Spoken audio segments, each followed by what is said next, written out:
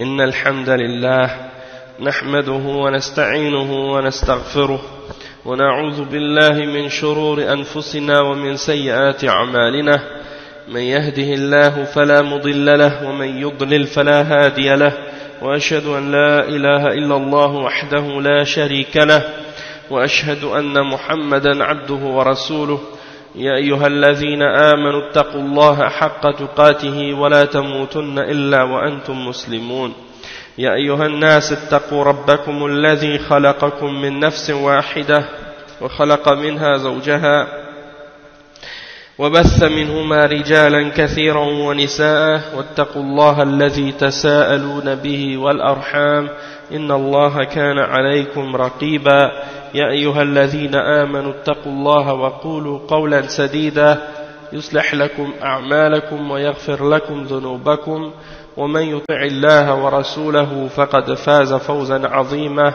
وإن خير الكلام كلام الله وخير الهدي هدي محمد صلى الله عليه وسلم وإن شر الأمور محدثاتها وكل محدثة بدعة وكل بدعة ضلالة وكل ضلالة في النار أما بعد. Donc aujourd'hui on va commencer le premier cours dans l'explication de certaines paroles des ulama de l'islam au sujet de la da'wa salafiyya et du fait que de se dire salafi c'est quelque chose qui est qui fait partie de l'islam, qui n'est pas étrange, c'est quelque chose qui fait partie de l'islam et qui est justifié et qui est légitime. Et non seulement ça, on va expliquer également que c'est une obligation d'être un salafi, de suivre l'islam selon la compréhension des premiers musulmans, des premiers savants de l'islam, depuis l'époque des Sahaba jusqu'à nos tabi'in, les tabi'in, ceux qui ont suivi ceux qui ont étudié avec les Sahaba et ceux qui ont étudié avec les élèves des Sahaba par la suite, les tabi'in. Donc on va expliquer qu'est-ce que ça signifie d'être un salafi en détail et puis on va réfuter certaines des shubuhat que les gens racontent aujourd'hui au sujet de cette appellation-là.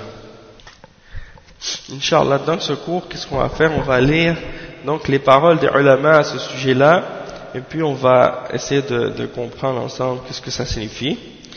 Le premier texte qu'on va lire, le premier livre qu'on va lire, c'est As-Salafiyya wa Shar'iyatul Intisab ilayha, c'est-à-dire la Salafiyya et le fait que de se rattacher au Salaf et de se dire Salafi, c'est quelque chose qui est légitime, c'est quelque chose qui est légiféré par la Sharia, et c'est écrit par un des élèves de Cheikh Muqbil et un des élèves du Cheikh Muhammad Abdul Wahhab al-Wassabi.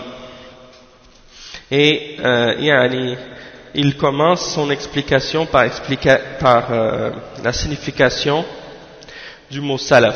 Qu'est-ce que ça signifie le mot salaf linguistiquement et qu'est-ce que ça veut dire également selon la signification islamique, lorsque les ulama l'utilisent, qu'est-ce que ça signifie dans ce sens-là, être un salafi. Et ensuite, qu'est-ce qu'on va faire? C'est que à l'intérieur de cette explication-là, on va mentionner des paroles et des fatwas des ulama, comme les fatwas de Cheikh Al-Fawzan et d'autres ulama à ce sujet-là, pour répondre à ceux qui émettent des doutes ou des shubuhat et des ambiguïtés, des choses qui sont, il y en a qui font douter les gens au sujet de la question de la salafiyya et de se dire salafi. Puis on va essayer de répondre à toutes les catégories de groupes ou de catégories de shubuhat, que ce soit de la part des hizbiyin, que ce soit de la part des qutbiyin et des sururi et des takfiri, que ce soit de la part des soufis et des asha'ira et d'autres groupes de bid'a qui émettent des shubuhat ou bien qui émettent des doutes au sujet du fait de se dire salafi. Donc on va commencer tout de suite par l'explication de la signification linguistique. Al-ma'na al-lughawi. قال ابن منظور والسلف والسليف والسلفة الجماعة المتقدمون. Ça c'est Ibn Manzour Ibn Manzour, c'est qui? C'est l'auteur de Lisan al-Arab, le grand dictionnaire qu'on appelle Lisan al-Arab. Il dit que As-Salaf, As-Salif, As-Sulfa, c'est le groupe qui précède, qui nous précède, celui qui est avant nous. قال أبو السعدات ابن الأثير وقيل سلف الإنسان من تقدم بالموت من آبائه وذوي قرابته ولهذا سمي الصدر الأول من التابعين السلف الصالح. أبو السعدات ابن الأثير, c'est l'auteur du livre An-Nihaya fi Gharib al-Hadith. C'est un livre dans lequel on explique les termes et les significations qui sont, disons, peu utilisées dans la langue arabe ou qui sont plus difficiles à comprendre. Et donc, Ibn al-Athir, il a écrit ce livre-là dans lequel il explique différents termes, différents mots qui sont utilisés dans la sunna ou dans les hadiths.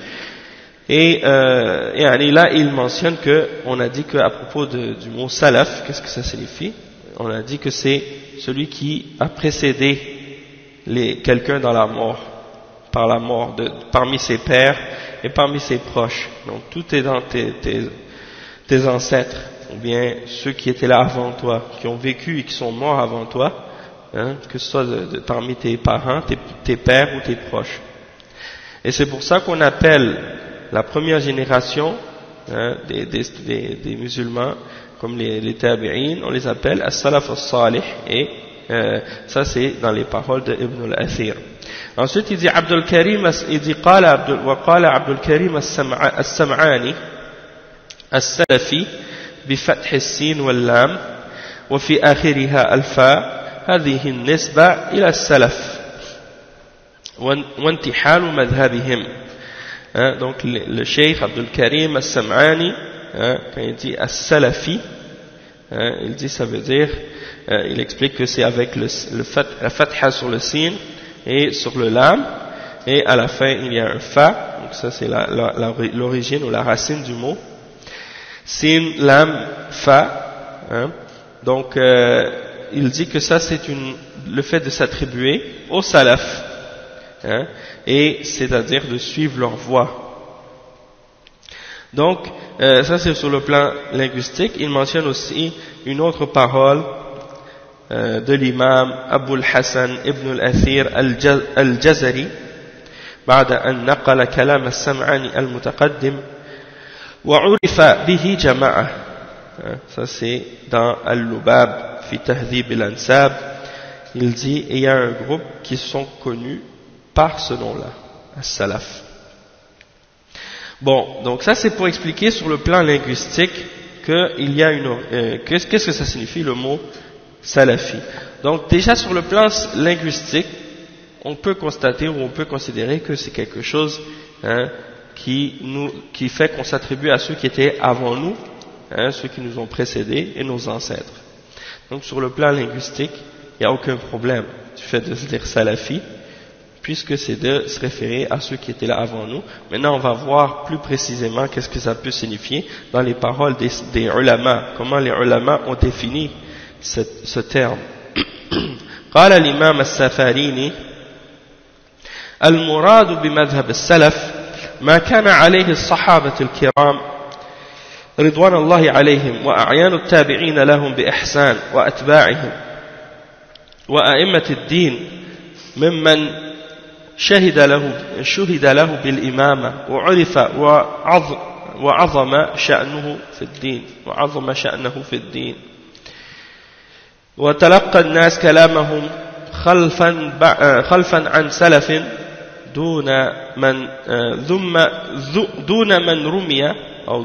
رمي ببدعة أو شهر بلقب غير مرضي مثل الخوارج والروافض والقدرية والمرجئة والجبرية والجهمية والمعتزلة والكرامية ونحو هؤلاء.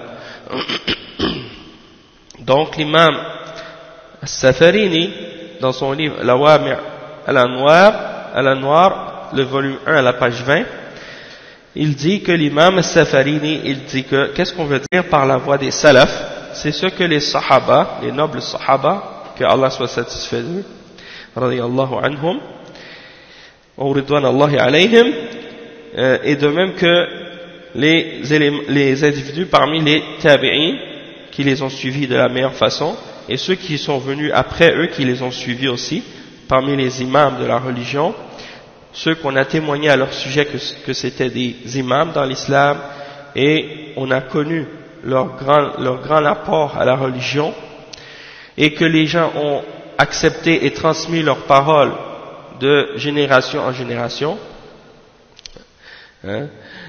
sans qu'ils aient été accusés d'avoir fait une bid'a, ou sans qu'ils aient été connus par une appellation ou un terme qui n'est pas agréé, comme par exemple les termes comme les Khawarij, ou les Rawafid, ou les Qadariya, ou les Murji'ah, ou les Jabriya, ou les Jahmiya, ou les Mu'tazila, ou les Karramiya, et ainsi de suite.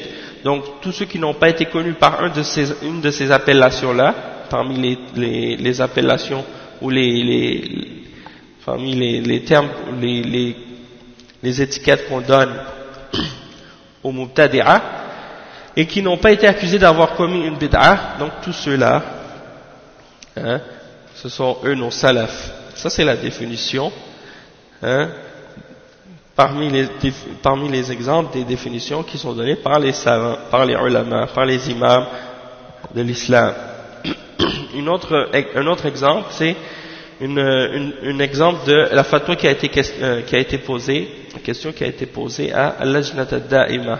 Ma hiya as-salafiyya wa ma ra'yukum fiha? On a questionné le comité permanent des savants de l'Arabie Saoudite au sujet de la salafiyya. Qu'est-ce que c'est et quelle est votre opinion à son sujet? Ils ont répondu: as-salafiyyatu nisbatun ila as-salaf wa as-salaf hum as-sahaba. هم صحابة رسول الله صلى الله عليه وسلم وأئمة الهدى من أهل القرون الثلاثة الأولى رضي الله عنهم الذين شهد لهم رسول الله صلى الله عليه وسلم بالخير في قوله خير الناس قرني ثم الذين يلونهم ثم الذين يلونهم ثم يجيء أقوام تسبق شهادة أحدهم يمينه ويمينه شهادته رواه أحمد في مسنده والبخاري ومسلم. والسلفيون جمع سلفي نسبة إلى السلف وقد تقدم معناه وهم الذين ساروا على منهاج السلف من اتباع الكتاب والسنة والدعوة إليهما والعمل بهما فكانوا بذلك أهل السنة والجماعة. Donc le cheikh explique les ulama qui ont répondu à cette question-là dans Al-Lajnat ad-Da'ima, dans les fatwas qui sont émis par Al-Lajnat ad-Da'ima, c'est la fatwa numéro 1361, dans le volume 2 à la page 165-166, ils disent, lorsqu'ils ont été questionnés au sujet de la salafiyya et qu'est-ce que c'était, ils ont dit que la salafiyya c'est quelque chose qui s'attribue au salaf, c'est-à-dire de s'attribuer au salaf, de dire qu'on appartient, qu'on suit les salafs. Et les salafs, ce sont qui? Ce sont les sahaba du messager, sallallahu alayhi wa sallam, et les imams de la guidance parmi les gens des 3 premiers siècles, ceux pour qui le prophète sallallahu alayhi wa sallam a fait un témoignage et qu'il a dit qu'ils sont des gens de bien.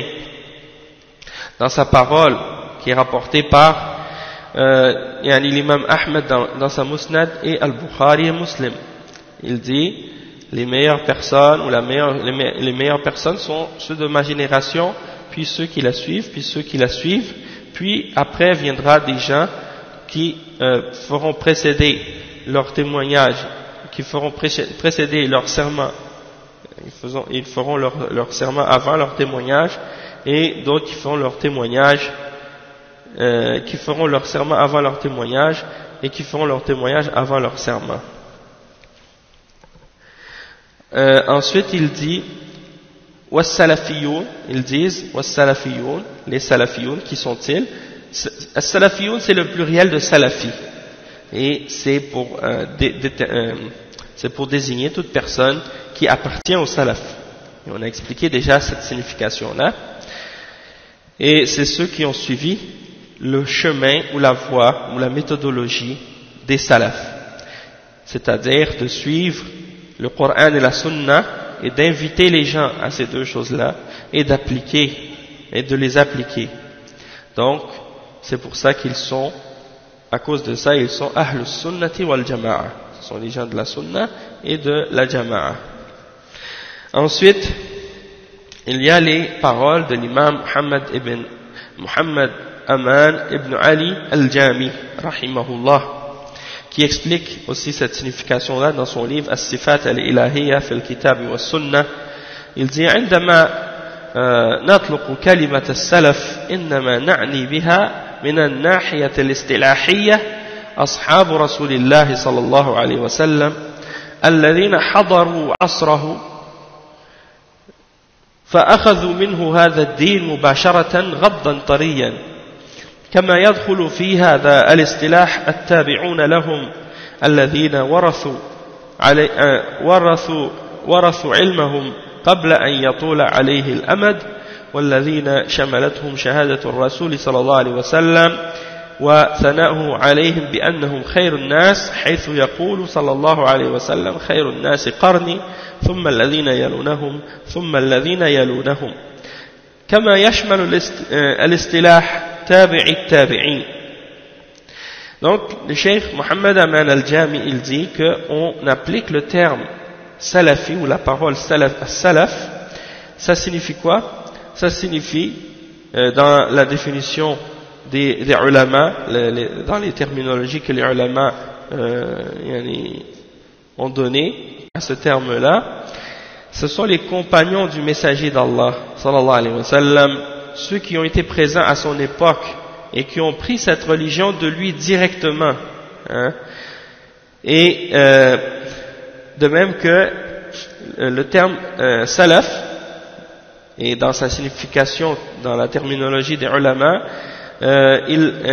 ça comprend également les tabi'un, c'est-à-dire ceux qui ont étudié et qui ont hérité, qui ont étudié avec les sahaba et qui ont hérité de leur science avant que le temps passe sur eux, c'est-à-dire ceux qui ont étudié directement avec les sahaba, qui ont pris leur science d'eux directement.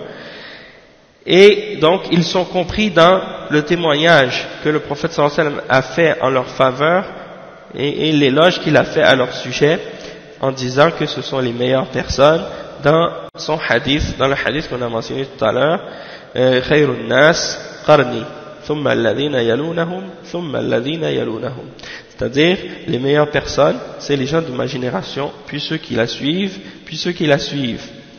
Et cette terminologie-là, elle comprend également les tabi'in, étant donné que le cheikh mentionne le hadith qui cite que la meilleure génération c'est celle du prophète sallallahu alayhi wa sallam, puis celle qui la suit, c'est-à-dire la génération des tabi'in, puis celle qui la suit, c'est-à-dire la génération des tabi'in. Donc ça, ce sont l'exemple de ce que signifie le terme salafi dans les paroles des ulama. Ensuite, il cite les paroles du cheikh Salih ibn Abdullah al-Ubud dans son livre qu'il a écrit qui s'appelle Aqidatu Cheikh Mohammed ibn Abdul Wahhab as-Salafiyya. Donc il dit dans ce livre, il explique, il dit إن المراد من التعبير بالسلفية هو اتباع طريقة السلف الصالح من هذه الأمة المسلمة الذين هم أهل السنة والجماعة، ومعنى ذلك هو الإجماع والاجتماع على اتباع سنة رسول الله صلى الله عليه وسلم وآثاره باطنا وظاهرا، واتباع سبيل السابقين الأولين من المهاجرين والأنصار والذين اتبعوهم بإحسان. Donc il dit que, qu'est-ce qu'on veut dire par le terme, par l'expression salafiyya, c'est de suivre la voie des salaf salih, des pieux prédécesseurs de cette umma musulmane, ceux qui sont ahlus sunnati wal jama'a, les gens de la sunna et de la jama'a. Et donc ça signifie quoi ça? Ça signifie le consensus et le fait de se réunir sur le fait de suivre la sunna du messager d'Allah sallallahu alayhi wa sallam et de suivre ses hadiths et ses traditions intérieurement et extérieurement, et de suivre la voie de ceux qui nous ont précédés parmi les premiers croyants, parmi les muhajirin et les ansar, et ceux qui les ont suivis de la meilleure manière. Donc ça c'est une autre citation à propos de cette signification-là. وقال الشيخ بكر أبو زيد بكر ابن عبد الله أبو زيد وإذا قيل السلف أو السلفيون أو لجادتهم السلفية فهي هنا نسبة إلى السلف الصالح جميع الصحابة رضي الله عنهم فمن تبعهم بإحسان دون من مالت بهم الأهواء بعد الصحابة رضي الله عنهم من الخلوف الذين انشقوا عن السلف الصالح باسم أو رسم وعليه فإن لفظة السلف هنا يعني السلف الصالح بدليل أن هذا اللفظ عند الإطلاق كل سالك في الاقتداء بالصحابة رضوان الله عليهم حتى ولو كان في عصرنا وهكذا على هذا كلمة أهل العلم فهي نسبة لم تنفصل لحظة واحدة عن الصدر الأول بل هي منهم وإليهم أما من خالفهم باسم أو رسم فلا وإن عاش بينهم وعاصرهم ولهذا تبرأ الصحابة رضي الله عنهم من القدرية والمرجئة. Donc dans son explication dans son livre Hilyatu Talib al-Ilm dans l'explication yani Hilyatu Talib al-Ilm qu'il a écrit par rapport au fait de chercher la science et les consignes qui sont données au Talib al-Ilm, il explique que les salafs ou les salafiyoun ou ceux qui suivent la voie la salafiyya c'est quelque chose qui s'apparente au salaf salih, c'est-à-dire tous les sahaba, les pieux prédécesseurs, tous les sahaba, que Allah soit satisfait d'eux, et ceux qui les ont suivis de la meilleure manière, sans que les passions les fassent pencher après les sahaba, radiyallahu anhum, parmi les groupes de gens qui sont venus par la suite, qui se sont divisés des salafs, soit par un nom, soit qui se sont divisés des salafs par un nom, ou bien par un symbole, ou un signe, comme les groupes de bid'a qui sont apparus par la suite. Et donc c'est pour ça que le terme salaf, ici quand on l'utilise, on veut dire les salaf salih, les pieux prédécesseurs. Et la preuve de ça, c'est que lorsqu'on utilise ce terme de façon absolue, as-salaf, ça signifie toute personne qui suit et qui prend comme exemple les sahaba, que Allah soit satisfait d'eux, à toute époque, même à notre époque. Aujourd'hui, si quelqu'un se base et suit l'exemple des sahaba, alors on peut l'utiliser à ce sujet-là. وَهَذَا كَلِمَةُ أَهْلِ الْعِلْمِ, ça c'est la parole des ulama. Donc c'est dans le fait de se dire salafi, de s'attribuer au salaf, de retourner au salaf, de se référer au salaf. Et lorsqu'on utilise ce terme-là, on se sépare jamais, même pas un instant, de la première génération de l'islam, des premiers musulmans. Parce que cette appellation-là, c'est d'eux qu'elle vient et c'est pour elle qu'elle est utilisée, et c'est pour les désigner eux qu'on l'utilise, cette appellation-là. Mais ceux qui les ont contredits, soit par un nom ou par un symbole ou quelque chose, un signe quelconque, il n'est pas avec eux. Et les salafs se sont désavoués des gens comme ça, par exemple des Qadariya et des Murji'a, qui se sont séparés ou qui se sont distingués ou qui ont opposé les salafs par un nom, ou par une appellation, ou par un signe ou un symbole, ou quelque chose, parmi les exemples des différentes bid'ah. Donc même si quelqu'un était à l'époque des premiers musulmans, dans les premières générations, mais qu'il appartenait à des bid'ah et qu'il suivait des bid'ah contraires à la sunna, comme des bid'ah comme les Qadariya ou les Murji'a, les salafs se désavouaient d'eux. Les sahaba se désavouaient d'eux. Donc ils ne font pas partie des salafs s'ils suivent une voie autre que la voie des salafs, même s'ils vivaient à cette époque-là. وقال أيضا كن سلفيا على الجادة طريق السلف الصالح من الصحابة رضي الله عنهم فمن بعدهم ممن قفى أثرهم في جميع أبواب الدين من التوحيد والعبادات ونحوها. Il dit et soit sur la voie, soit salafi sur la voie des salafs, soit ferme sur la voie des salafs, les salafs salih, les pieux prédécesseurs parmi les sahaba et ceux qui sont venus après eux et qui ont suivi leurs traces et leurs voies dans tous les aspects de la religion, à partir du tawhid et dans les adorations et tout autre également. Ah oui, là, donc ça c'est dans Hilyatu Talib al-Ilm, et l'autre citation juste avant de Bakr Abu Zayd, c'était dans son livre Hukm al-Intima ila al-Firaq wal Ahzab wal Jama'at al-Islamiyya. Donc ça c'est par rapport à ces questions-là. Maintenant, quand est-ce que cette appellation ou cette terminologie-là est apparue?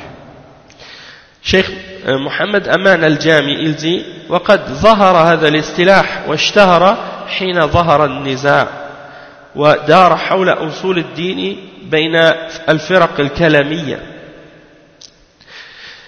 وحاول الجميع الانتساب إلى السلف وأعلن أن ما هو عليه هو ما كان عليه السلف الصالح فإذا لا بد أن تظهر والحالة هذه أسس وقواعد واضحة المعالم وثابتة للاتجاه السلفي حتى لا يلتبس الأمر على كل من يريد الاقتداء بهم وينسج على منوالهم. Donc le Cheikh Mohammed Aman, il dit dans son livre As-Sifat al-Ilahiyya, il dit que le terme salaf ou salafi, le terme salafi et la salafiyya, il a commencé à devenir connu et célèbre lorsque les disputes et les discordes sont apparus, ont commencé à apparaître. Et ça c'est lorsque les groupes de philosophie, les groupes de philosophes ont commencé à discuter des questions, des fondements de la religion, et que chacun a essayé de se référer au salaf, et essayer de prétendre que ce qu'ils suivaient, c'est ce que suivaient les salaf salih, les pieux prédécesseurs. Donc il fallait absolument qu'il apparaisse dans une situation pareille des principes et des fondements qui clarifient la voie à suivre. Donc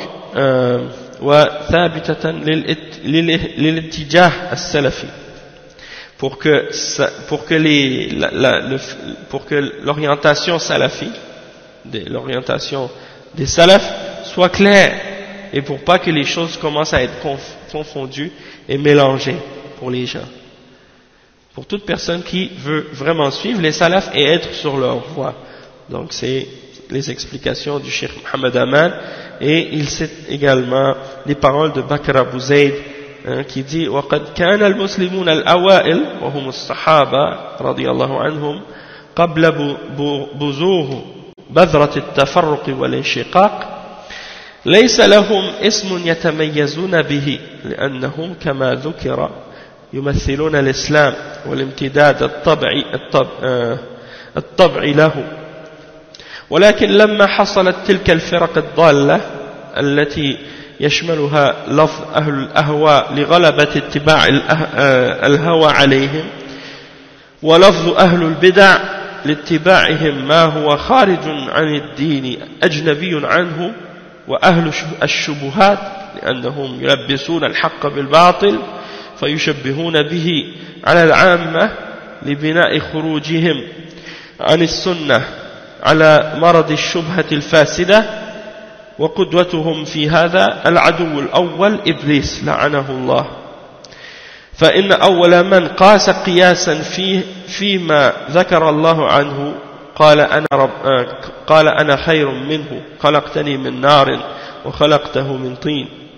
لما حصلت تلك الفرق المنتسبة أو منتسبة إلى الإسلام منشقة عن العمود الفقري للمسلمين ظهرت ألقابهم الشرعية المميزة لجماعة المسلمين للنفي الفرق والأهواء عنهم سواء ما كان من الأسماء ثابتة لهم بأصل الشرع الجماعة جماعة المسلمين أو الفرقة الناجية أو الطائفة المنصورة أو بواسطة التزامهم بالسنن أمام أهل البدع ولهذا حصل الربط لهم بالصدر الأول فقيل لهم السلف أهل الحديث أهل الأثر أهل السنة وهذه الألقاب الشرعية تخالف أي لقب كان لأي فرقة كانت. Donc le cheikh il explique, il dit que les premiers musulmans, c'est-à-dire les Sahaba, qu'Allah soit satisfait d'eux, avant l'apparition de la division et de la scission, ils n'avaient pas d'autres termes par lesquels ils étaient connus que musulmans. On les appelait les musulmans. Parce que c'est eux, à la base, qui représentent l'islam, les Sahaba. Mais lorsque les divisions sont apparues et que les sectes, les sectes d'égarement sont arrivées, et on les a appelés, ces groupes-là, ils sont compris dans les termes comme Ahlul Ahwa, les gens de la passion, on les a appelés comme ça, parce que la chose qu'on remarque le plus, des gens qui sont avec eux et qui les suivent, ce sont qu'ils suivent leur passion.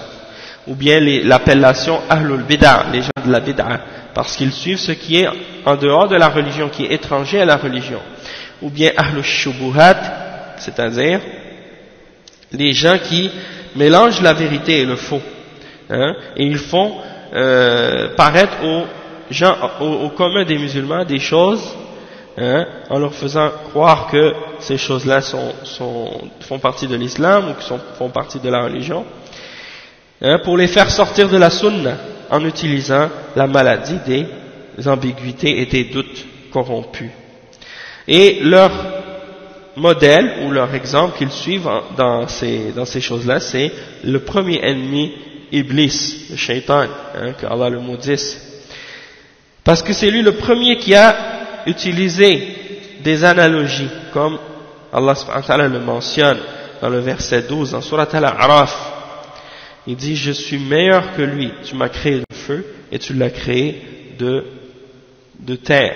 Donc cette analogie-là qu'il a faite, cette comparaison-là qu'il a faite, elle est complètement nulle, mais il a voulu se baser sur son intelligence et sa logique pour opposer l'ordre d'Allah.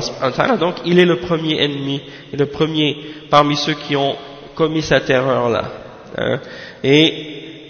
Le cheikh il dit donc lorsque les sectes, les groupes sont apparus et qui se sont lorsque les sectes qui s'apparentent à l'islam ou qui prétendent appartenir à l'islam sont apparus et qui se sont séparés du corps des musulmans, ces appellations légales sont apparues pour distinguer les musulmans qui suivent la jama'a et qui s'éloignent des sectes et des passions, des appellations sont apparues pour les distinguer. Donc c'est pas seulement le terme salafi ou salaf qu'on utilise parmi les termes légaux pour justifier pour justifier le fait qu'on suive la vérité et qu'on suive le Coran et la Sunna. Selon la vraie compréhension, la compréhension des premiers musulmans, il y a aussi d'autres appellations légales qui ont été utilisées par les premiers musulmans. Parmi ces appellations-là, qui distinguent les musulmans qui suivent la voie des salafs et de ceux qui suivent les sectes et les passions, il y a des appellations qui sont clairement mentionnées dans les textes de la révélation, comme par exemple Al-Jama'a. Al-Jama'a, c'est un des textes qui désigne le groupe des musulmans, qui est utilisé et qui est mentionné dans les hadiths authentiques. Ou bien le groupe sauvé, Al-Firqatun Najiyah, qui est un terme aussi mentionné dans les hadiths. Ou bien At-Ta'ifatul Mansura, le groupe victorieux, qui est aussi un terme mentionné dans les hadiths, qui est une appellation qui distingue les musulmans qui suivent la sunna, qui suivent la voie des salafs, de ceux qui ont innové ou de ceux qui suivent leur passion et qui ont dévié et qui se sont divisés. du fait qu'ils se basent sur la sunna devant les gens de bid'a. Ils utilisent ces termes-là pour se distinguer d'eux. Et il y a toujours donc ici ce rattachement à la première génération des musulmans dans ces appellations-là. Donc on les appelle aussi as-salaf, justement à cause de ça. On les appelle aussi ahlul hadith, les gens du hadith, parce qu'ils se rattachent au hadith. Et ahlul athar, les gens qui suivent les hadiths et les traditions et les paroles qui ont été rapportées. Donc on les appelle ahlul athar, et on les appelle aussi ahlul sunnah, parce qu'ils suivent la sunna. Donc tous ces termes-là sont des synonymes, sont des termes qui sont valables et qu'on peut utiliser et qui sont légales, qui se réfèrent toutes à des choses qui sont mentionnées dans le Coran et dans la sunna, des appellations pour distinguer les gens qui suivent la vérité de ceux qui suivent le faux. Et donc ça vient justement clarifier le point et clarifier cette idée-là que certains parmi les gens de bid'a aujourd'hui essaient de faire croire aux gens. Lorsqu'ils leur disent par exemple que de se dire salafi, c'est quelque chose qui est nouveau ou innové. Ils s'imaginent ça. Alors qu'il y a beaucoup d'autres appellations qui ont été utilisées. Mais en fait, qu'est-ce qu'ils veulent dire souvent ces gens-là? La réalité de ce qu'ils prétendent, certains d'entre eux, c'est que selon eux, on ne peut pas distinguer ou désigner qui est sur la vérité de celui qui est sur le mensonge. Pour eux, on ne peut pas distinguer entre ceux qui suivent le vrai islam aujourd'hui, à notre époque, et ceux qui suivent les égarements et les innovations. Donc c'est pour ça qu'ils disent, vous ne devez pas vous dire salafi, vous ne devez pas vous dire que vous êtes le groupe sauvé, vous ne devez pas dire que vous êtes le groupe victorieux, vous ne devez pas dire que vous êtes la jama'a ou des choses comme ça, ou que vous suivez la jama'a. Pour eux, c'est quelque chose sans aucune signification, ces appellations-là et ces significations-là. C'est juste des choses qui sont mentionnées dans les textes, mais dont on ne connaît pas la réalité. On peut pas la reconnaître. Donc pour eux, la voie, le groupe sauvé, le groupe victorieux, on ne peut pas le reconnaître. Il existe juste dans les textes, selon eux. Il n'existe pas dans la réalité. C'est quelque chose qui n'existe pas, qui est de la salafiyya ou pas valable. Qui n'existe pas. Alors que tous les imams des salafs, ils connaissaient le groupe sauvé, ils connaissaient le groupe victorieux. Et quand ils en parlaient, ils les désignaient par ces appellations-là et ils savaient exactement quelle était leur croyance, quel était leur principe et qui étaient ceux qui la représentaient à leur époque, et ils les mentionnaient par leur nom et ils les désignaient. Et donc c'est pour cette raison-là que à notre époque, ceux qui nient la réalité de la salafiyya ou des appellations qui ont été utilisées par les ulama d'Ahl Sunnah wal Jama'a, eh bien ceux-là en réalité c'est parce qu'ils sont soit ignorants de la réalité, ou bien soit qu'ils veulent tromper les gens, ils veulent tromper les musulmans. C'est-à-dire que ils veulent les appeler à quelque chose qui est contraire au Coran, qui est contraire à la Sunna, mais ils veulent pas leur de ce qu'ils sont en train de suivre. Alors il leur fait croire qu'ils suivent uniquement ce qu'ils appellent l'islam, et qu'ils sont avec personne, ils sont pas avec personne, ou ils sont contre personne, et c'est ça ce qu'ils disent. Donc ils essaient de dire ça de cette manière-là, en voulant dire nous on n'est pas avec aucune secte, on n'est pas avec aucun groupe, on n'utilise pas aucune appellation. Il y en a qui disent moi je suis juste musulman, je suis pas sunni, je suis pas chiite, je suis pas khariji, je suis pas ikhwani, je suis pas tablighi, je suis pas. Il commence à énumérer une liste de sectes, une liste de noms, puis il parle en négation seulement. Il ne fait que nier, mais il ne clarifie pas qu'est-ce qu'il est réellement et qu'est-ce qu'il suit réellement. Alors que si tu lui demandes, est-ce que tu suis le Coran et la Sunna selon la compréhension des premiers musulmans et des salafs, il va dire oui. Alors tu lui dis, mais dans ce cas-là, pourquoi tu refuses de dire que tu es salafi, puisque de dire que tu es salafi, ça signifie uniquement ça. Ça signifie uniquement de dire que tu suis le Coran et la Sunna selon la compréhension des salaf salih. C'est ça ce que ça signifie. Donc la réalité c'est que c'est souvent que ces gens-là suivent une voie de bid'ah, soit qu'ils sont des soufis, soit qu'ils sont des khawarij, soit qu'ils sont des ikhwan, soit qu'ils sont une autre secte parmi les sectes comme les asha'ira et les maturidiyya, okay, et qu'ils veulent appeler les gens à cette voie-là, mais ils n'osent pas, hein, ils n'osent pas le dire ouvertement, donc ils font des activités en disant nous on est juste musulmans, on est juste des musulmans, on se donne pas d'étiquette, on n'utilise aucune étiquette, parce qu'en réalité ils cachent ce qu'ils sont réellement, ils n'osent pas le dire réellement, et ils essaient de critiquer ceux qui se distinguent en utilisant des termes qui ont été utilisés par les salafs, hein, ils cherchent à dire que ceux-là veulent faire la division. Donc on va voir des paroles des salafs, hein, qui montrent que l'utilisation du terme salafi, il existait déjà avant, depuis très longtemps, et que c'est pas quelque chose de nouveau qui était apparu à notre époque. D'accord? Donc ici, après le cheikh il explique, il dit التحديد الزمني لاستعمال لفظة السلف. Quand est-ce qu'on a commencé à utiliser le terme salaf dans le temps, historiquement si on veut. Bon, فمن ذلك ما أخرجه البخاري ومسلم واللفظ له من حديث عائشة رضي الله عنها وفيه أن فاطمة رضي الله عنها قالت إن النبي صلى الله عليه وسلم حدثني أن جبريل كان يعارضه بالقرآن كل عام مرة وأنه عرضه في العام مرتين ولا أراني إلا قد حضر أجلي وإنك أهلي لحوقا بي ونعم السلف أنا لك.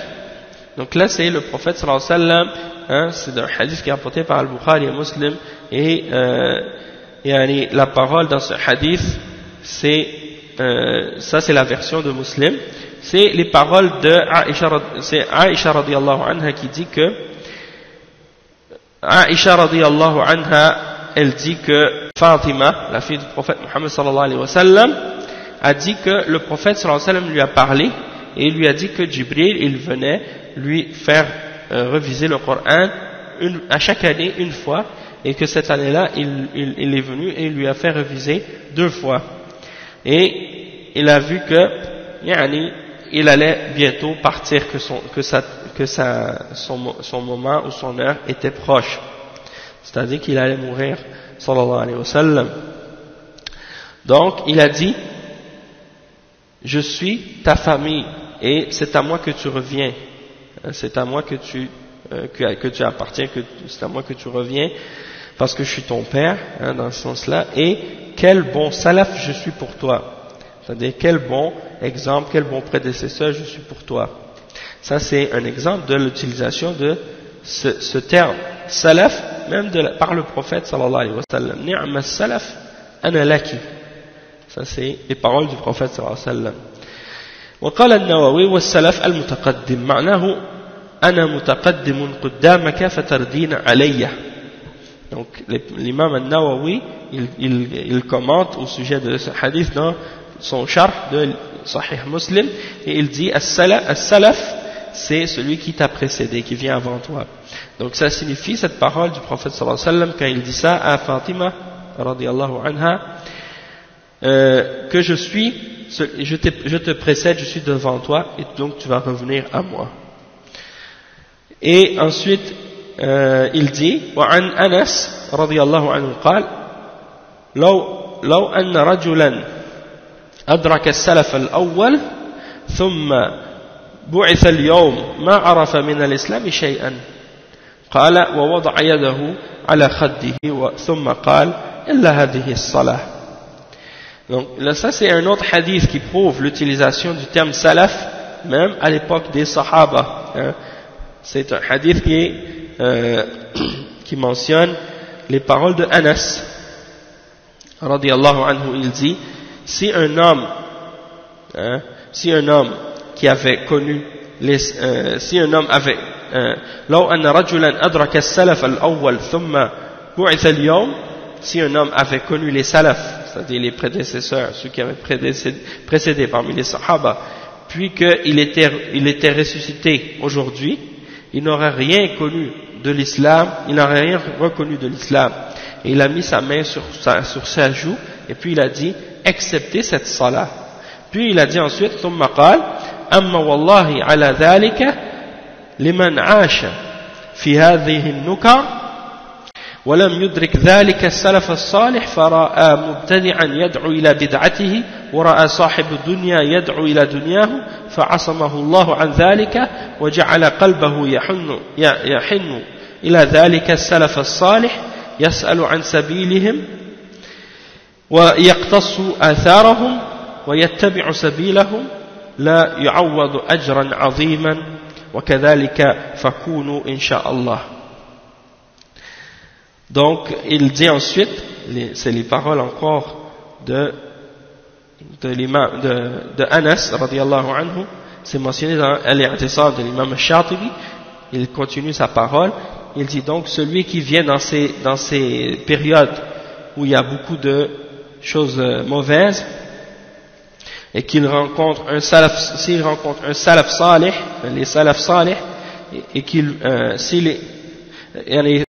en fait, il dit si quelqu'un vit dans ces périodes qui sont mauvaises et qu'il n'a pas connu, qu'il n'a pas vu, qu'il n'a pas rencontré les salaf salih, et qu'il voit un innovateur qui invite à sa bid'a, ou qu'il voit une personne qui suit la dunya et qui appelle à sa dunya, et que Allah lui en protège, et qu'il fait que son cœur soit attaché, et qu'il voit que dans son cœur il a de l'affection pour les salaf salih, et qu'il demande au sujet de leur voix, et qu'il cherche à suivre leurs paroles et leurs voix, eh bien, il va avoir pour ça une grande récompense. Allah subhanahu wa ta'ala va lui donner en échange quelque chose de grand, une grande rétribution.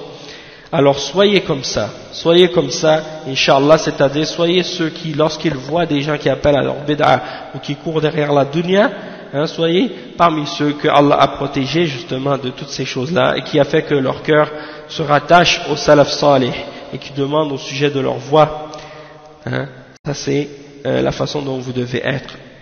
Ensuite il mentionne les paroles de Maymoun ibn Mihran selon son père. Il dit عن ميمون بن مهران عن أبيه قال لو أن رجلا أنشر فيكم من السلف ما عرف غير هذه القبلة. قال ابن حجر رحمه الله مهران والد ميمون الجزري. قال البغوي ذكره البخاري في الصحابة. Donc le cheikh il dit que ici il dit que Maymoun ibn Mihran, il dit selon son père, si un homme parmi les salafs venait parmi vous, il a été ramené parmi vous, il n'aurait rien reconnu excepté cette qibla. Et Ibn Hajar, il explique que Mihran, le fils de Maymoun, qui a dit cette parole, Maymoun c'est celui qui a dit cette parole, son père, Mihran, l'imam al-Baghawi a mentionné que Al-Bukhari a dit qu'il faisait partie des Sahaba. Donc ça c'est mentionné par Ibn Hajar que Mihran était un Sahabi. Ibn Hajar il cite les paroles de l'imam Al-Baghawi qui dit que Al-Bukhari l'a mentionné parmi les Sahaba. Donc cette parole-là, qu'est-ce qu'elle signifie en fait? C'est que Maymoun, qui était le fils d'un Sahabi, il a dit si un homme était ressuscité parmi vous et un homme parmi les salafs était ramené parmi vous, était ressuscité parmi vous, il n'aurait rien reconnu excepté cette qibla. Donc ça c'est pour dire que même à cette époque-là, les gens utilisaient le terme les salafs, le terme salaf. Et il dit بوب الإمام البخاري في صحيحه فقال باب الركوب على الدابة الصعبة والفحولة من الخيل. وقال راشد بن سعد كان السلف يستحبون الفحولة لأنها أجرى وأجسر. وقال ابن حجر راشد بن سعد هو المقرأ بفتح الميم وتضم وسكون القاف وفتح الراء بعدها همزة تابعي وسط شامي. قال وقوله كان السلف أي من الصحابة فمن بعدهم. Donc il dit, subhanallah, dans Sahih al-Bukhari, l'imam al-Bukhari, il a mentionné dans son Sahih, il a mentionné un des chapitres, le chapitre de monter un animal ou une monture qui est non dressée, qui est pas domptée, ou bien les étalons parmi les chevaux. Donc, il mentionne les paroles de Rashid ibn Sa'd qui dit que les salafs aimaient monter les chevaux étalons. C'est-à-dire les étalons et pourquoi? Parce qu'il disait que ces chevaux-là couraient plus vite. Ils étaient plus forts, ils couraient plus vite. Et Ibn Hajar, il dit à ce sujet-là que Rashid ibn Sa'd, celui qui a dit cette parole-là, quand il dit kana salaf,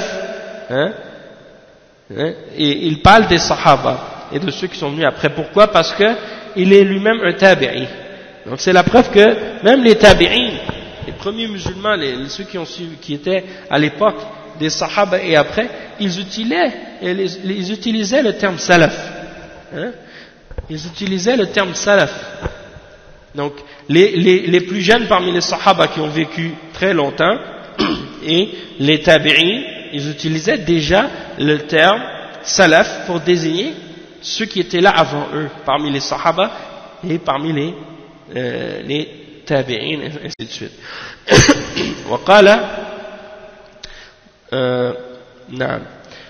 Donc il dit ensuite que Ibn Hajar a dit que quand les salaf, c'est-à-dire les salaf, en disant ça, il parle des sahaba et ceux qui sont venus après eux. Ça c'est dans Fath al-Bari. Après il dit وبوب أيضا في كتاب الأطعمة باب ما كان السلف يدخرون في بيوتهم وأسفارهم من الطعام. Qu'est-ce qu'il mentionne? Il a mis un chapitre dans son Sahih. Dans le titre de ce chapitre, c'est quoi? Ce que les salafs entreposaient dans leur maison et dans leur voyage comme nourriture. Donc ça c'est encore là la preuve de l'utilisation du terme salaf. قال الإمام أبو عمرو الأوزاعي, l'imam al-Awza'i, qui est un des imams parmi les salafs, il dit اصبر نفسك على السنة وقف حيث وقف القوم وقل بما قالوا وكف عن ما كفوا واسلك سبيل سلفك الصالح فإنه يسعك ما وسعهم. C'est-à-dire que l'imam al-Awza'i, il dit reste endurant sur la sunna, reste patient et endurant sur la sunna, et arrête-toi là où les gens s'arrêtaient, c'est-à-dire là où les sahaba se sont arrêtés et les premiers musulmans, là où ils s'arrêtaient, arrête-toi et dis ce qu'ils disent, limite-toi à ce qu'ils ont dit et arrête-toi à ce qu'ils ont pris, et suis la voie de tes salafs, suis le chemin et la voie de tes pieux prédécesseurs, de tes salaf salih, parce que si ça a été suffisant pour eux, et suis ce qui a été suffisant pour eux est suffisant pour toi. Donc ça c'est dans Sharh Usul al-I'tiqad Ahl Sunnah wal Jama'a, cette citation est mentionnée. Il dit également, l'imam al-Awza'i, il dit alayka bi athari man salaf wa in rafadaka an-nas wa iyyaka wa ara' ar-rijal wa in zakhrafu laka bil qawl. Donc ici il dit une autre parole. Donc la première citation, il dit et suis la voie de tes salafs, de tes pieux prédécesseurs, de tes salafs salih. Et ici il dit accroche-toi à la trace ou aux paroles des salafs. C'est qu'est-ce que les salafs ont laissé. Et même si les gens te rejettent et te refusent par la suite à cause de ça. Et prends garde aux paroles et aux opinions des hommes, même s'ils te les embellissent. Avec aussi, c'est une autre parole de l'imam al-Awza'i qui est rapportée dans Al-Sharia par l'imam al-Ajurri. Donc ça, c'est des exemples de l'utilisation du terme salaf, même à cette époque-là. وقال أبو عاصم النبيل سمعت سفيان الثوري وقد حضر مجلسه شاب من أهل العلم وهو يترأس ويتكلم ويتكبر بالعلم على من هو أكبر منه فقال فغضب سفيان وقال لم يكن السلف هكذا كان أحدهم لا يدعي الإمامة ولا يجلس في الصدر حتى يطلب هذا العلم 30 سنة وأنت تتكبر على من هو أسن منك وقد قم عني لا أراك تدنو من مجلسي. Ça c'est une autre parole qui est mentionnée dans Al-Madkhal ila Sunan al-Kubra lil-Bayhaqi, une parole qui est apportée selon Abu Asim al-Nabil qui dit que Sufyan al-Thawri, il a entendu Sufyan al-Thawri qui a vu un homme, un jeune parmi les savants, un jeune parmi les gens de science, qui s'était assis au milieu de l'assemblée, pas au milieu, mais disons qu'il avait pris la place la plus importante dans l'assemblée et qu'il parlait, il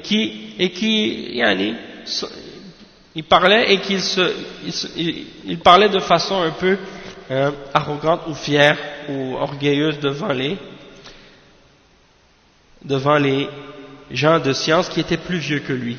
Donc il prenait une place la plus importante dans l'assemblée, et puis il parlait de façon un peu fière devant les gens qui étaient plus vieux que lui, plus arrogantes, comme s'il était quelqu'un, il y en a qui voulait montrer sa science, et ainsi de suite.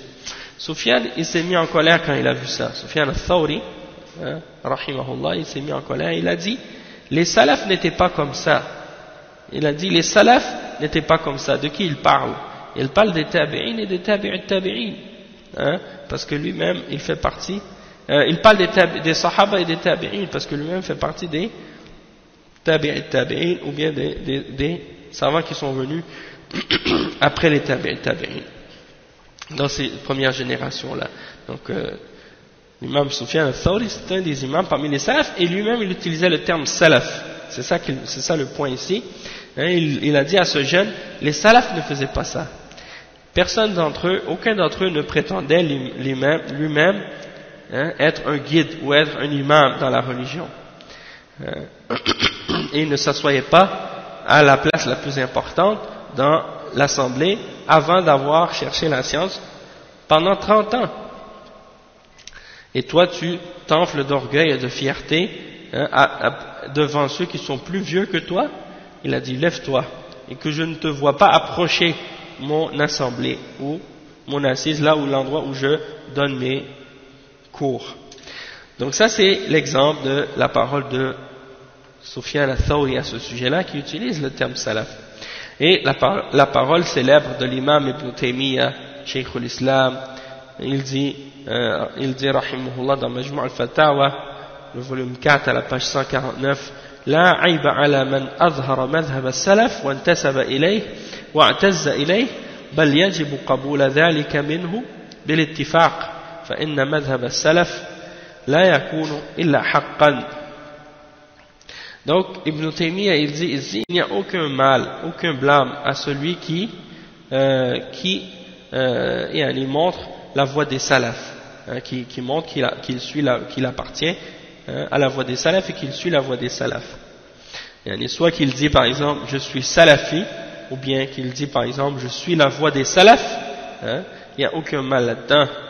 Et il dit même que c'est obligatoire de l'accepter de lui selon l'accord de tous les ulama, selon l'ittifaq. Il y a un accord là-dessus, tout le monde est d'accord là-dessus. Parce que la voie des salafs ne peut être que la vérité.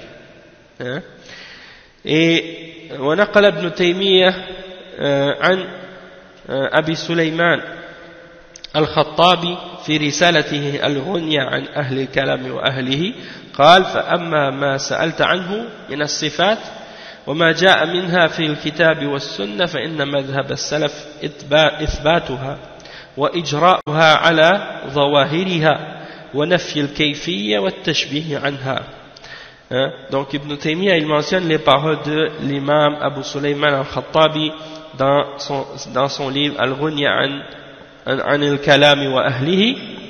Il dit, en ce qui concerne ce que tu as demandé au sujet des attributs d'Allah, et ce qui est mentionné des attributs d'Allah dans le livre et dans la Sunna, c'est-à-dire dans le Coran et dans la Sunna, alors sache que la voie des salaf à ce sujet-là, c'est de les affirmer et de les prendre tels qu'ils sont dans leur sens apparent, et de nier le commun et la ressemblance de ces attributs-là, c'est-à-dire de nier dans le sens de ne pas ne pas demander le commun et de ne pas faire de ressemblance entre Allah et sa création, entre ses attributs et les attributs de la création. Donc ça c'est la signification de cette parole de l'imam al-Khattabi qui est mentionnée par Ibn Taymiyyah dans son livre Al-Fatwa al-Hamawiyya, dans cette célèbre fatwa de Ibn Taymiyyah. Ensuite, il y a les paroles de Shamsuddin ibn Muflih. Donc tout ça c'est des paroles des grands imams de l'islam qui montrent que le terme salaf c'était une appellation et un terme qui était connu, c'est pas quelque chose qui est arrivé, comme certains prétendent que c'est Muhammad Abdou ou Jamaluddin al-Afghani ou Muhammad Rashid Rida en Égypte qui ont parti ce groupe-là et qui ont utilisé ça, et que quand on dit qu'on est salafi, ça veut dire de suivre ça c'est totalement faux. Déjà eux, leur voie était pas la voie des salafs, ceux-là suivaient la voie et la compréhension de ceux qui placent leur raison et leur intelligence devant les textes, comme les Mu'tazila. Et ils avaient aussi beaucoup d'autres problèmes aussi dans certains aspects de leur manhaj et de leur aqidah. Donc il y a beaucoup d'ulama qui ont parlé de ces gens-là aussi. Sans oublier que ça a été mentionné même avec preuve que Jamaluddin al-Afghani était un franc-maçon, de même que Muhammad Abdou était des francs-maçons. Et Muhammad Abdou c'est l'élève de al-Afghani, et c'était Muhammad Abdou c'était lui que les Anglais avaient placé comme mufti de Al-Azhar à l'époque de la colonisation anglaise, et c'est pour ça que justement c'est pas surprenant dans ce sens-là qu'ils avaient beaucoup de problèmes dans leur compréhension de l'islam ou dans certains aspects qu'ils avaient de l'islam. Donc d'attribuer la salafia à ceux-là et de dire que c'est eux qui ont commencé le groupe ou il y en a ceux qu'on appelle les salafis ou la salafia, ça c'est un mensonge. Et ça on retrouve ça souvent dans les paroles des orientalistes, des soi-disant islamologues, ceux qui prétendent étudier l'islam soit parmi les kuffars, soit parmi les intellectuels musulmans qui n'ont pas étudié l'islam avec les ulama de l'islam, qui étudient l'islam dans les universités des kuffars ou bien chez les kuffars en général. Ensuite, il y a une autre parole de l'imam Ibn Muflih, Shamsuddin Ibn Muflih, rahimahullah.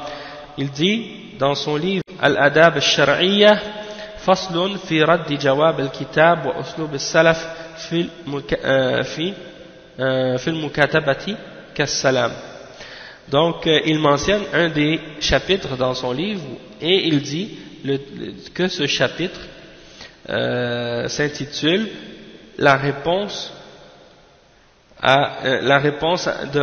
d'envoyer la réponse à une lettre et la méthode ou la façon des salafs dans le fait d'écrire, dans leur façon d'écrire, la façon des salafs dans l'écriture, dans le fait d'écrire des lettres et d'envoyer des lettres. Donc ça c'est encore là l'utilisation du terme salaf. Il dit وقال الإمام الذهبي dans son livre Siyar A'lam al-Nubala, il mentionne souvent cette appellation-là que quelqu'un était un salafi parmi les ulama, et il désigne plusieurs parmi les imams de l'islam comme étant des salafis. Comme par exemple, il dit فالذي يحتاج إليه الحافظ أن يكون تقيا ذكيا نحويا لغويا زكيا حيا سلفيا يكفيه أن يكتب بيده 200 مجلد ويحصل من الدواوين المعتبرة 500 مجلد وأن لا يفتر من طلب العلم إلى الممات بنية خالصة وتواضع وإلا فلا يتعين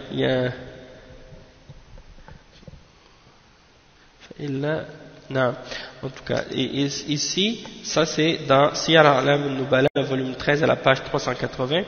Il dit donc, en décrivant les caractéristiques que doivent posséder celui qui est hafiz, celui qui est un mémorisateur ou une personne qu'on appelle hafiz parce qu'il préserve la religion, il doit être taqi, il doit avoir taqwa, il doit être zaki, il doit être intelligent, il doit posséder la connaissance de la grammaire et de la langue arabe, il doit être zakiyan, c'est-à-dire il doit être pur, il doit être hayyan, il doit avoir de la timidité, de la pudeur, et il doit être salafiyan, il doit être salafi.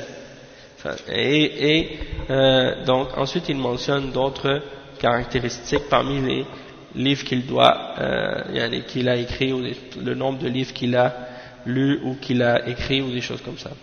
Donc, et qu'il doit rechercher la science jusqu'à la mort et être sincère dans son intention et être humble, etc. Donc ça c'est des exemples qui mentionnent l'utilisation du terme salafi déjà par l'imam al-Dhahabi au sujet des imams qui ont précédé. وقال أيضا وصح عن الدارقطني أنه قال ما شيء أبغض إلي من علم الكلام قلت أي الذهبي لم يدخل الرجل أبدا في علم الكلام ولا الجدال ولا خاض في ذلك بل كان سلفيا.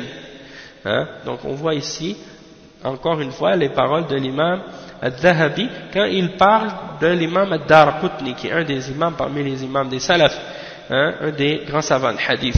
Il dit que l'imam al-Daraqutni, ça a été rapporté authentiquement à son sujet qu'il a dit il n'y a rien de plus détestable à mes yeux il n'y a rien qui est plus détestable pour moi que la philosophie ou ilm al-kalam, ceux qui parlent de Dieu ou de la religion en se basant juste sur la logique grecque ou bien les principes de la philosophie grecque.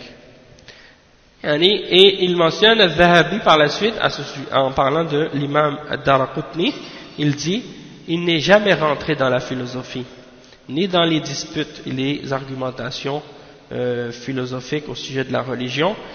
Il n'a jamais rentré et pataugé là-dedans, bien au contraire, il était salafi. Donc ça c'est l'exemple de l'utilisation de ce terme. Et il dit également lorsqu'il fait la biographie de Ahmad ibn Nu'ma al-Maqdisi au volume 1 à la page 43, il dit, ça c'est dans Mu'jam al-Shuyukh, il dit que فالسلفي مستفاد مع السلفي فالسلفي مستفاد مع السلفي بفتحتين وهو من كان على مذهب السلف. فالسلفي, il dit on peut tirer as-Silafi de as-Salafi, c'est-à-dire celui qui suit la voie des salafs.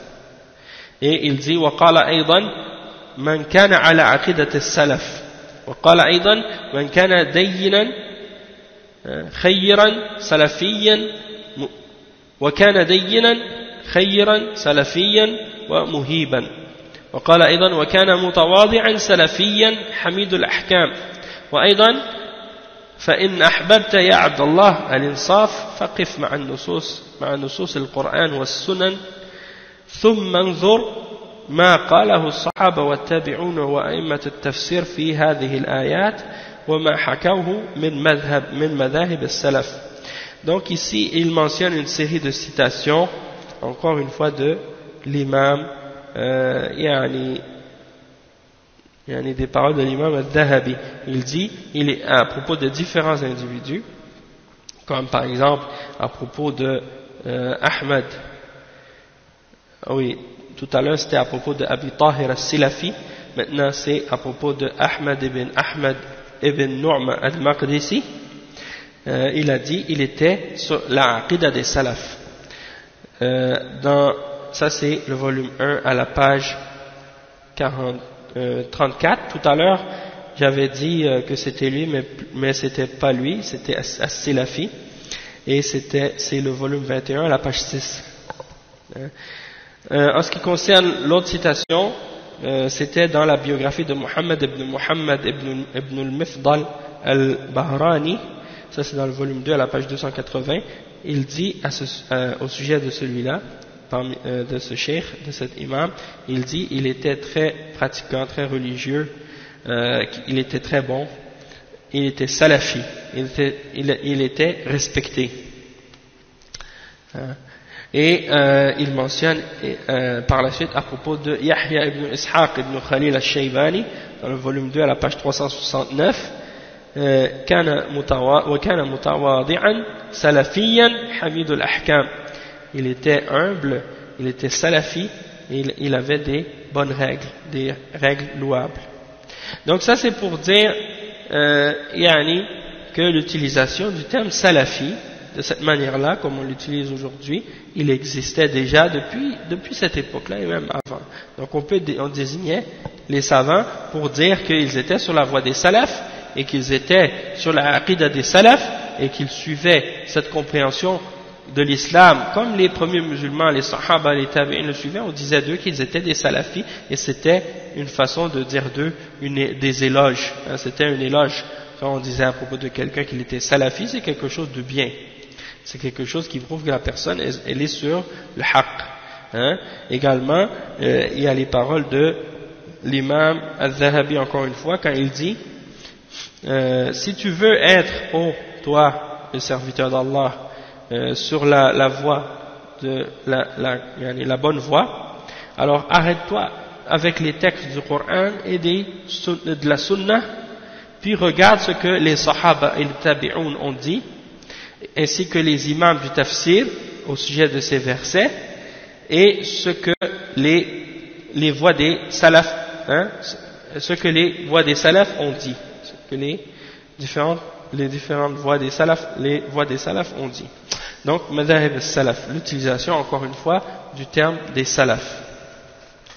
Après, il mentionne d'autres citations comme les paroles de l'imam Ibn Kathir rahimahullah عند قوله تعالى ثم استوى على العرش فللناس في هذا المقام مقالات كثيرة جدا ليس هذا موضع بسطها وإنما يسلك في هذا المقام مذهب السلف الصالح مالك والأوزاعي والثوري والليث بن سعد والشافعي وأحمد بن حنبل وإسحاق بن راهوية وغيرهم من أئمة المسلمين قديما وحديثا. Ça c'est dans le tafsir de l'imam Ibn Kathir. Il mentionne le fait que il faut suivre la voie des salaf salih. Il dit justement à propos du verset 54 dans Surat Al-A'raf, puis Allah s'est élevé au-dessus de son trône. Il dit les gens au sujet de ce verset ont plusieurs différentes paroles. Il y a beaucoup de paroles qui ont été mentionnées à ce sujet-là.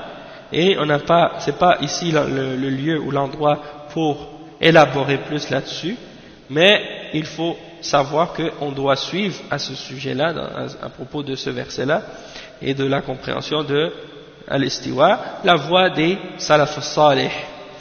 C'est-à-dire, les exemples, il donne des exemples de noms parmi les imams des salaf, comme Malik, l'imam Al-Awza'i, l'imam Al-Thawri, l'imam Al-Layth ibn Sa'd, l'imam Al-Shafi'i, l'imam Ahmad ibn Hanbal, l'imam Ishaq ibn Rahuya, et d'autres parmi les imams des musulmans dans le passé et dans l'époque actuelle. Donc, ça c'est les paroles de l'imam Ibn Kathir qui montrent que l'utilisation du terme salaf, c'est pas quelque chose d'étranger. Ensuite, il dit وقال ابن أبي العز الحنفي dans son sharh de العقيدة الطحاوية, il dit وقد أحببت أن أشرحها سالكا طريق السلف في عباراتهم وأنسج على منوالهم متطفلا عليهم لعلي أنظم في سلكهم وأدخل في عدادهم وأحشر في زمرتهم. Il dit ici que l'imam Ibn Abil Izz al-Hanafi rahimahullah, il a dit: j'ai aimé faire le sharh de cette aqidah de l'imam al-Tahawi en suivant la voie des salafs dans leurs expressions pour être avec eux sur cette voie, hein, peut-être que dans le but que, dans l'espoir que je sois que je rentre avec eux sur leur voie, sur leur ligne, et que je sois mentionné parmi le nombre de ceux qui ont justement fait l'explication de la aqidah des salafs, et que je sois ressuscité parmi eux dans leur groupe au jour de la résurrection. Et ensuite il dit: وقال محمد بن عبد الوهاب التميمي رحمه الله: فنحن والحمد لله متبعون غير مبتدعين مقلدون للكتاب والسنة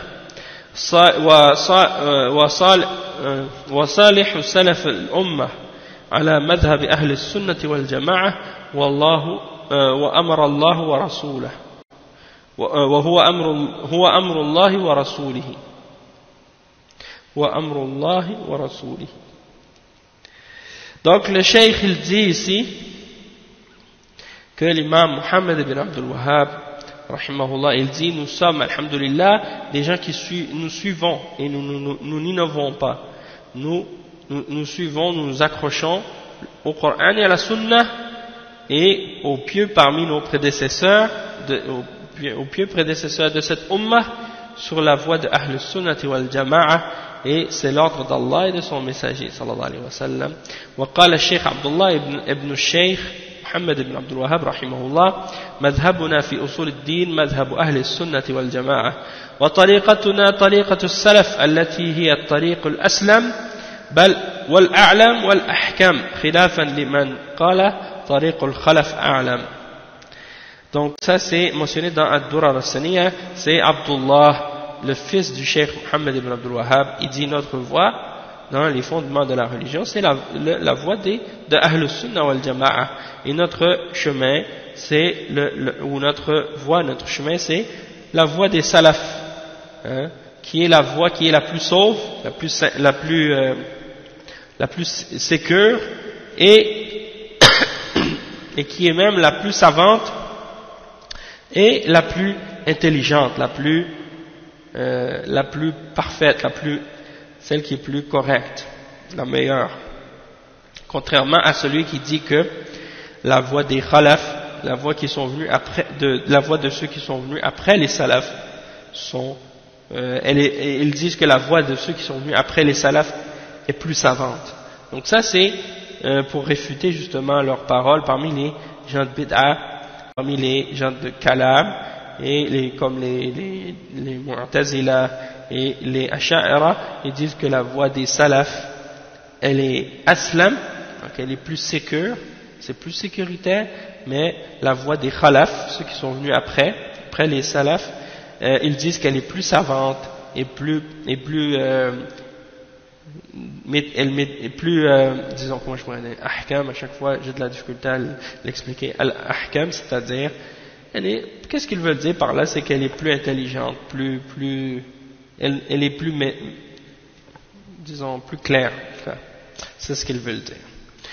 وقال الإمام عبد العزيز بن عبد الرحمن آل فيصل رحمه الله: هذه هدية نهديها إليكم من كلام علماء المسلمين وبيان ما نحن ومشايخنا عليه من الطريقة المحمدية والعقيدة السلفية ليتبين لكم حقيقة ما نحن عليه وما نحن ندعو إليه ونحن وسلفنا الماضون، ونسأل الله لنا ولكم التوفيق والهداية لأقوم منهج وطريق السلام.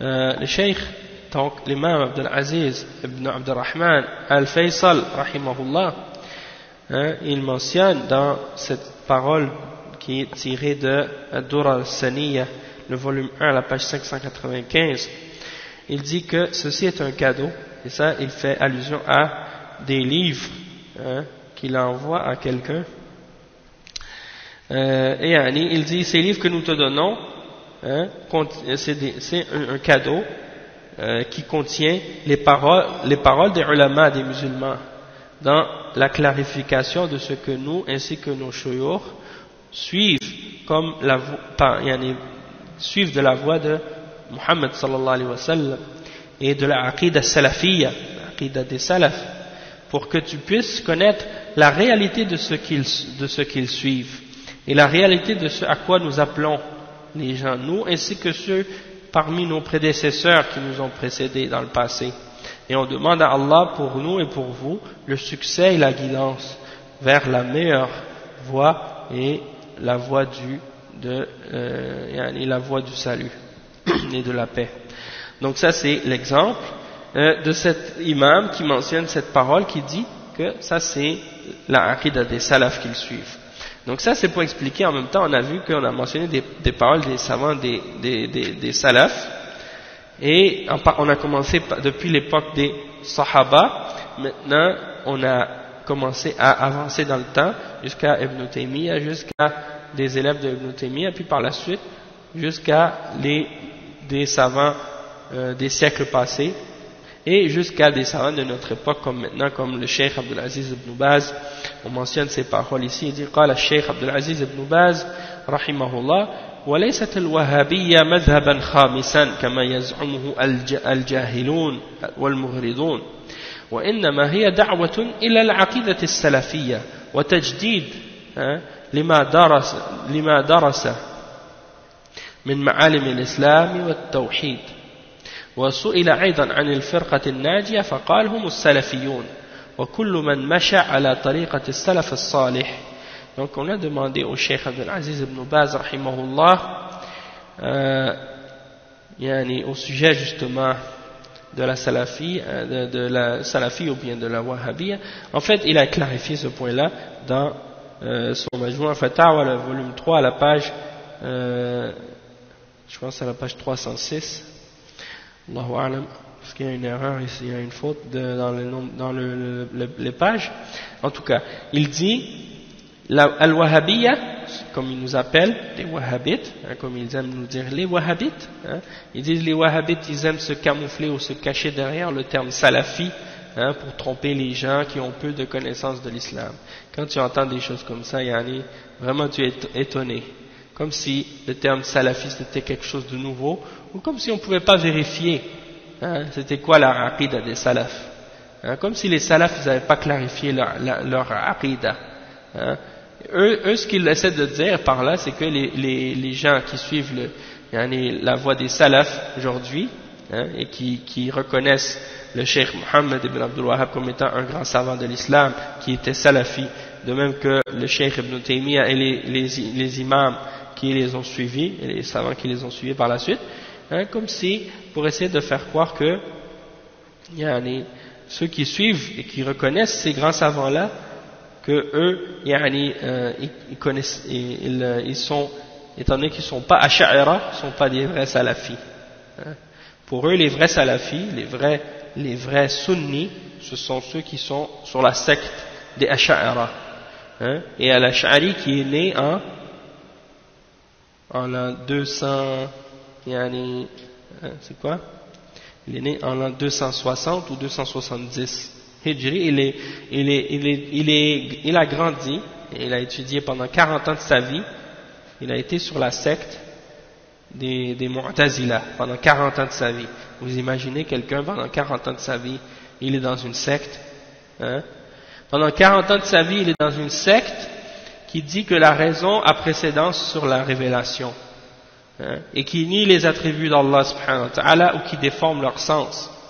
Donc pendant 40 ans il est dans cette secte, ça veut dire que s'il est né en 270 puis qu'il a vécu, ou en 260 puis qu'il est resté 40 ans sur cette secte là, ça veut dire que soit en l'an 310 il est, soi-disant, il a quitté cette secte, donc en l'an 310.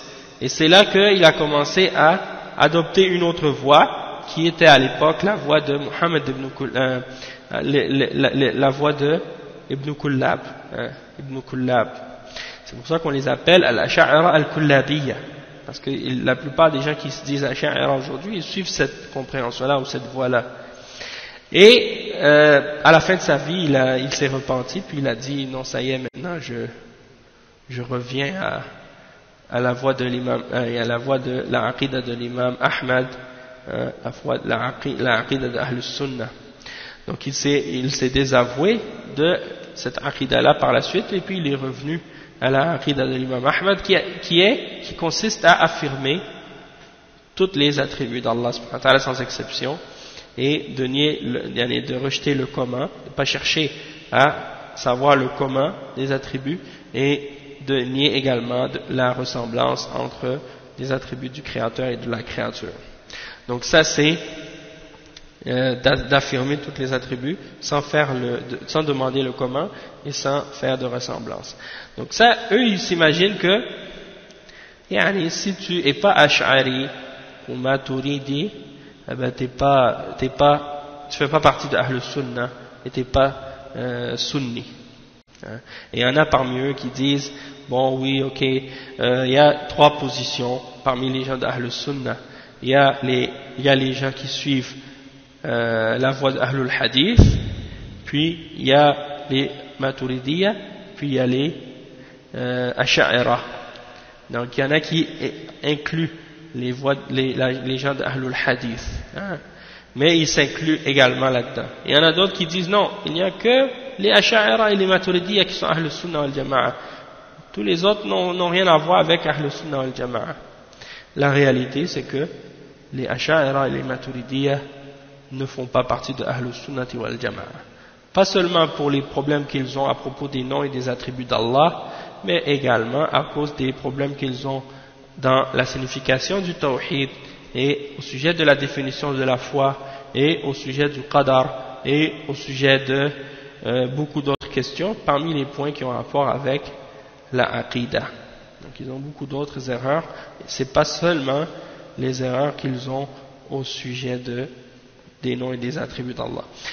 Donc ils nous appellent des wahhabites, et c'est pour faire fuir les gens, pour leur faire croire qu'on est une secte, et qu'on suit quelqu'un qui s'appelle Muhammad ibn Abdul Wahhab.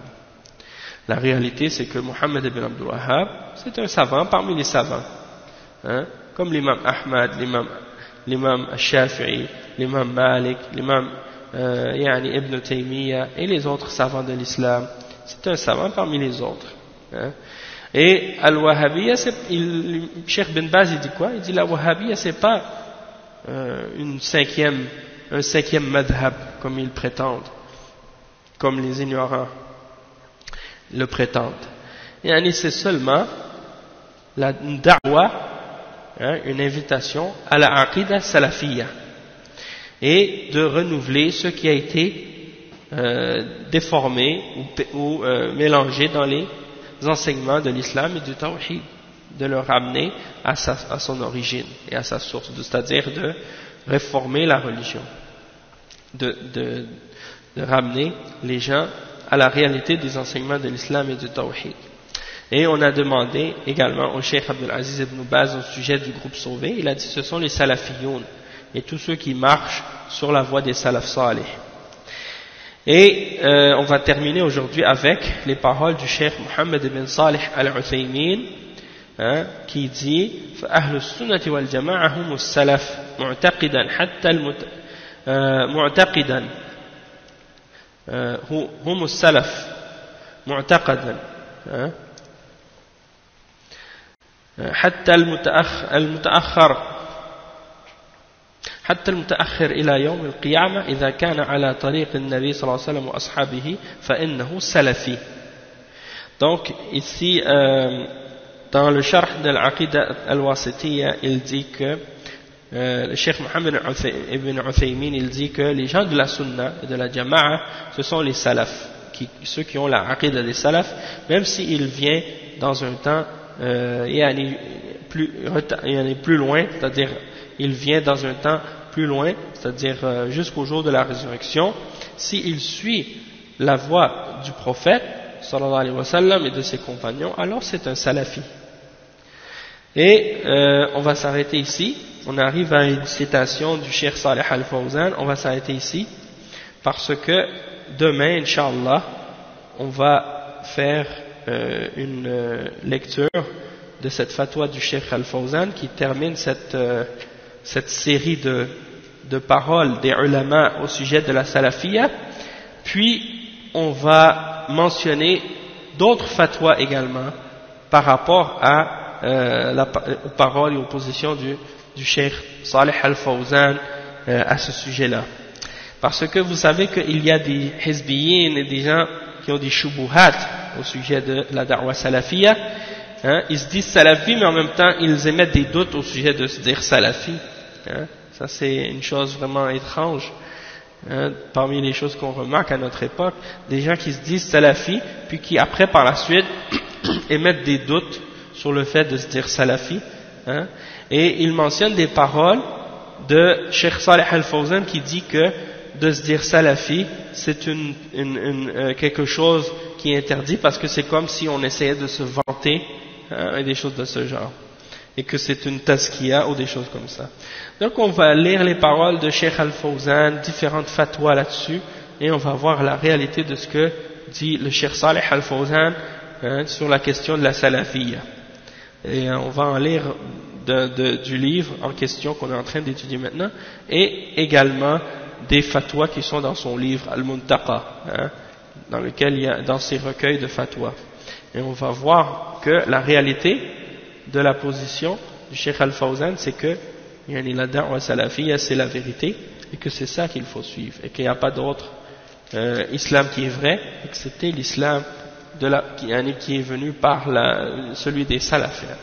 Puis après on va continuer à lire le livre, puis après on va expliquer Inch'Allah d'autres explications à ce sujet-là, au sujet du manhaj des salafs et d'autres choses de ce genre par rapport à partir des paroles des ulama.